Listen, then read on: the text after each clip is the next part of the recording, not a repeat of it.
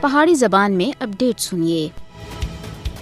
بھارت بڑے منظم طریقے اور حکمت عملی دے مقبوضہ جموں کشمیر وچ بین الاقوامی قوانین اور کنونشنز دی خلاف ورزی کر رہا ہے۔ بھارتی مودی حکومت تا غیر قانونیت جموں کشمیر دی خصوصی حیثیت کو یک طرفہ طور دے اتے منسوخ کرنا بین الاقوامی قانون دے قائم کردہ اصولاں دی سراسر خلاف ورزی ہے۔ بھارت کافی مرتبہ بین الاقوامی انسانی حقوق دے فریم ورک دی خلاف ورزی کردے ہوئے کشمیری عوام کو انہاں دے بنیادی اور پیدائشی حقوق سے محروم کر رہا ہے۔ مقبوضہ جموں کشمیر دی مسلم شناخت کو تبدیل کرنے دی بھارتی کوششاں عالمی قوانین اور جنیوا کنونشن دی خلاف ورزی ہے۔ بھارت سن کشمیر دے اتے اقوام متحدہ دی قرارداداں کو لگاتار نظر انداز کیتا ہوا ہے۔ جموں کشمیر دے واسطے حق خود ارادیت بین الاقوامی قوانین دے تحت قانونی طور دے اتے اس مسئلے کو حل کرانا عالمی برادری کی ذمہ داری بنتی ہے، جس کو بھارت مسلسل کانڈ پیچھے سٹ رہا ہے۔ اقوام متحدہ کو جموں کشمیر دے اتے اپنی قرارداداں کو برقرار رکھنے اور بھارت کو